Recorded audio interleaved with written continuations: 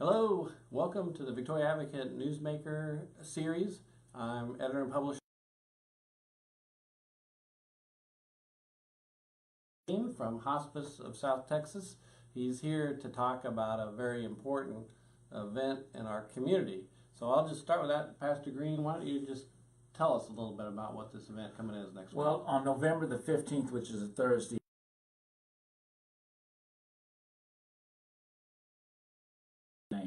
we're going to have I want to say an open forum, an open conference to talk about the death and dying that's been happening in our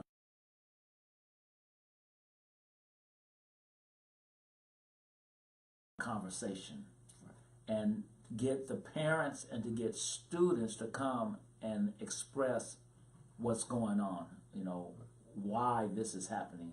Because unless we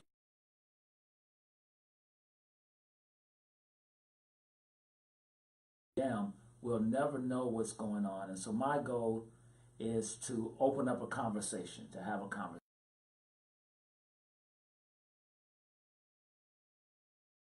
And just sort of the genesis of it for you. Well, I've been working for Hospice of South Texas for about 12 years.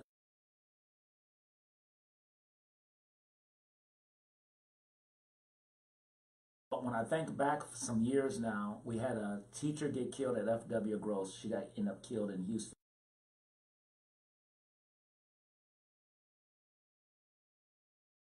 Two friends together in Bloomington, one shot somebody by accident. Then we had the young man that choked on the marshmallow at the elementary school, and I had to go talk to those students. Then we had the hanging. Right. Then we had the girls jumping off the citizens, and I went to talk to them. So heartbreaking. Yes, and I realized our young people are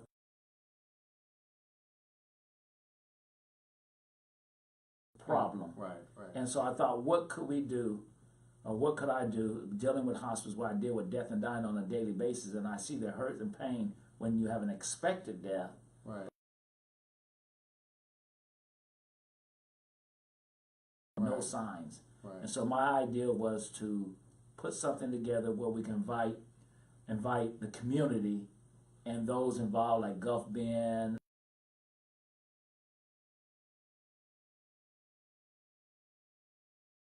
just all these different churches, the diocese. They all wanted to say, hey, yes, this is interesting to us. Let's put it together. So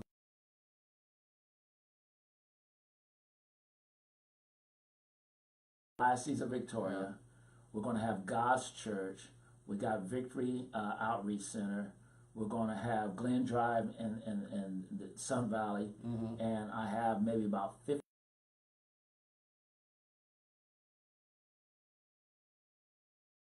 from the Victoria Independent School District, and that's really what gave me the new principal, the new superintendent. He allowed this because he said, yes, I'm interested in this round. He just got here. Right. And he was really interested. And so they were actually helping me get the flyers out there. Right. Even though they're not sponsoring it, they did want to give us a space. They volunteered, the conference center.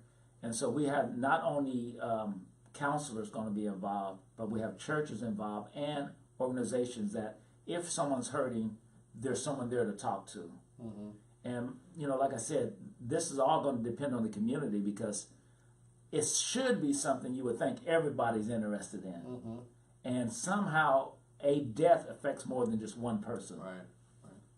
And what sort of, it's an open forum, so talk a little bit about the format. If people come, what can they expect? What I would like to do is start off, first of all, thanking everybody for coming. Right. But I would like to tell them why we're here. And then I would like to open up to even talk about my own experience because I'm 58, but I had one of my best friends kill my other best friend over my sister. And then all the different phases I went through because coulda, shoulda, woulda, I could have stopped this, I could have said something, I could have heard about it sooner. I thought, well, my sister wouldn't have known this guy if I didn't introduce her. So I was taking a lot of the guilt and everything. And it ate at me. It ate at me for a long time, especially when my sister quit talking to me about it. I'll bet. I'll bet. Yeah, and so the idea is to help people share and cope. I think it's so important at the newspaper we deal with that in a lot of different ways. Unfortunately, we have the job of writing about Right. these deaths, and so it's very, very difficult to do, and we try to do it as sensitively as possible. But we understand, no matter what, that there are all these cycles of grief Yes. that people go through, and we try to, when the newspaper enters into that conversation, we don't know where we are in the grief stages. Right. You know, so anger, denial, you know, Frustration, right? Yeah. So we're trying to make sure we handle that as compassionately as possible. So I commend you, everybody involved, because I know how, from personal experience too, how difficult that is to try to say and do the right thing and to help people in the way that they need to be helped. Yeah, I was just talking to Dr. Sadhu, Yeah. who works on my pacemaker and defibrillator. I didn't know that. Yeah, I got a pacemaker, defibrillator. I had kidney cancer, prostate cancer. Wow. So I'm grieving my own self in something. Yeah. But I was talking to him, Yeah. and he talked about his brother, Yeah. who they don't know if he was killed or he committed suicide. Wow. And he said something that I thought was very interesting. He said, at that time, when a person is thinking about suicide, nothing else matters. Right. Nothing else matters. Right. You could say all the good things, you could say all that, but if that's their focus, no matter what else is going on, they block it out and their focus is on this one thing. Right. I had two good friends when I was younger. Topeka was home, where I'm from, Topeka, Kansas. I was home with the Newsmaker Foundation at that time, and many people, was a world famous mental health.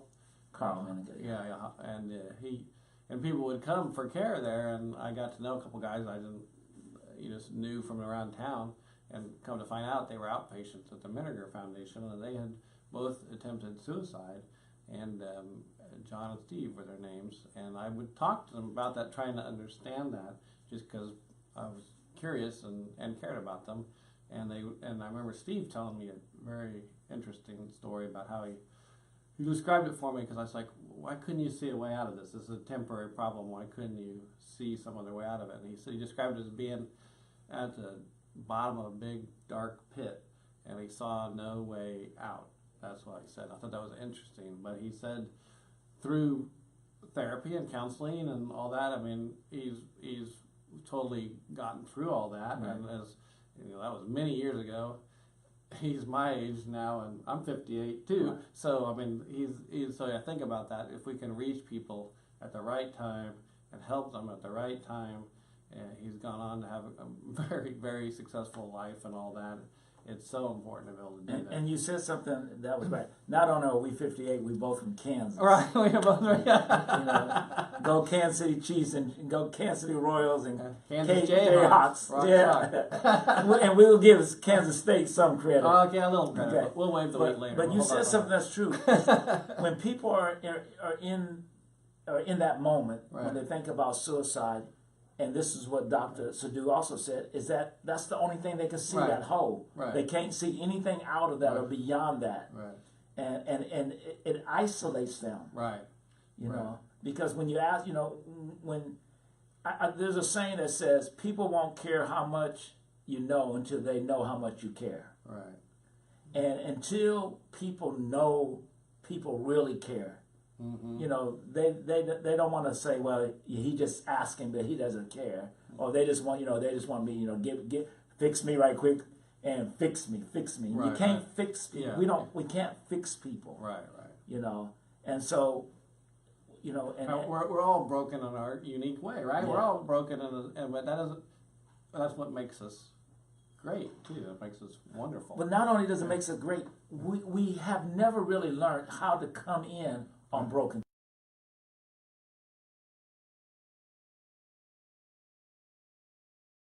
conditions. True violinist. And in the middle of his greatest concert, his A string snapped. But nobody knew because he played on 3 strings. Wow. And so we as people don't know how to play on 3 strings. Right. We don't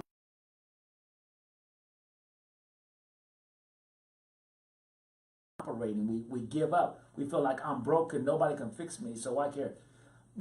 Growing up all my life, being from Kansas, from Leavenworth, I didn't fit in. Mm-hmm. I didn't play basketball. I have no rhythm. I can't dance. Yeah. I can't sing.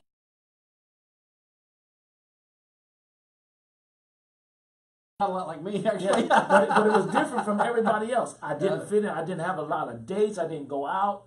I worked hard, and I felt really bad because I didn't fit in. And I remember a lot of times I would walk and say, "What's the word to keep living?"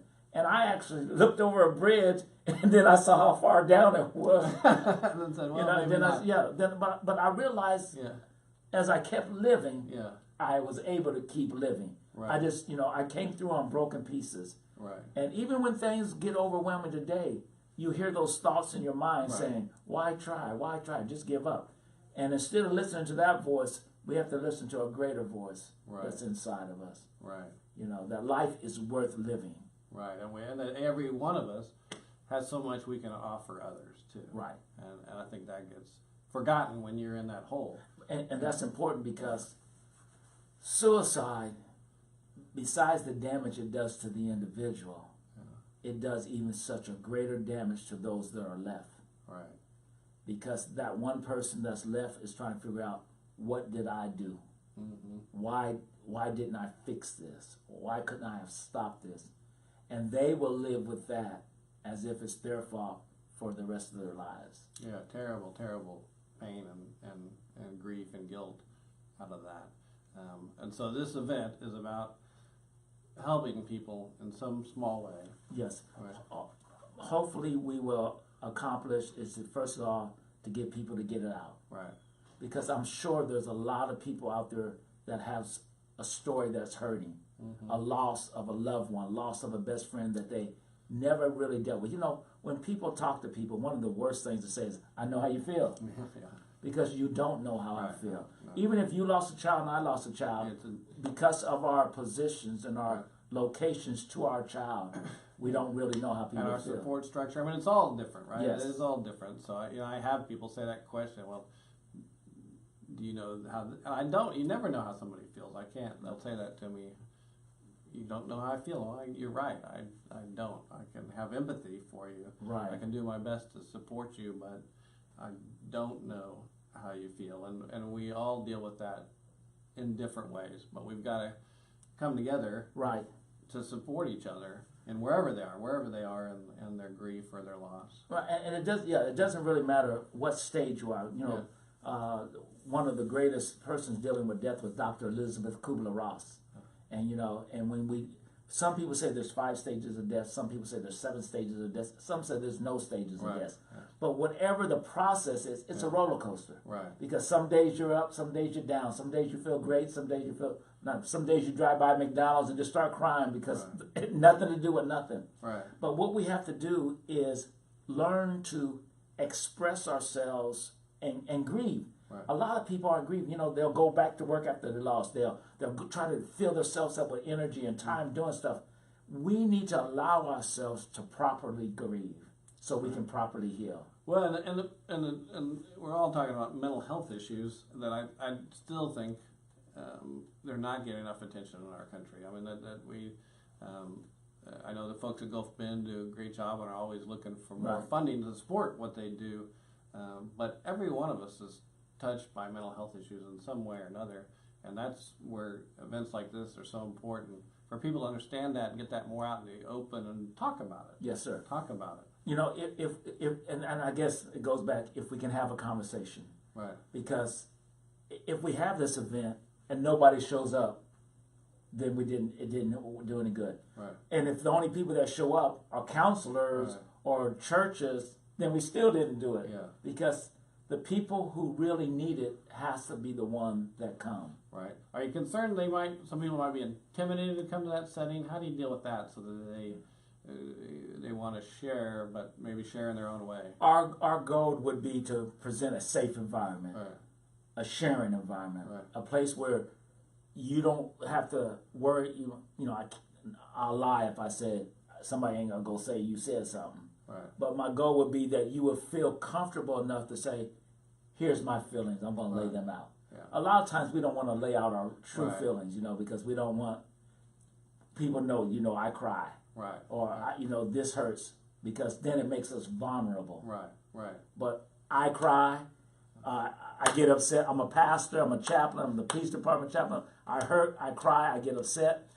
I get upset when I see our people hurting. When other people hurt, it bothers me. Yeah. Because I can't fix it. Right, right. You know. So hopefully we present a safe environment where people can come and not be judged, but say what they have to say. And is there a right or wrong answer? The answer is going to be no. Yeah. But what we're doing is, let's try to find a meeting, a ground, where we can keep this ongoing. Because usually we only hear about something, our mental health, our Gulf bins, or when something happens. Right, right. And it'll stay in the paper or on the TV for a week or a month, and then it disappears until the next thing happens. Right. But what if we can have something ongoing? Instead of having an 800 number, what if we had a 361-572 number, something locally that they can reach people, that you just don't get a voice recording. Somebody that there's an office, a building that you could go in and share and talk to somebody without any cost, you know, with the diocese, the Mayor's Center, and stuff like that, you know. And so if we can do this collectively, right, you know, and then to express there's hope. There's things to do. I mean, think about it. Victoria, for the young people, what is there really for them to do? Party, drink. I mean, it's not like being in Kansas City. You got Swell Park Zoo and all those, you know, different places to go. What do we really have that's close by? Right. Well, and I guess as really said, every young person in every town in America, I think, thinks they don't have anything to do. I was growing up in Topeka. We said that. Topeka didn't have nothing to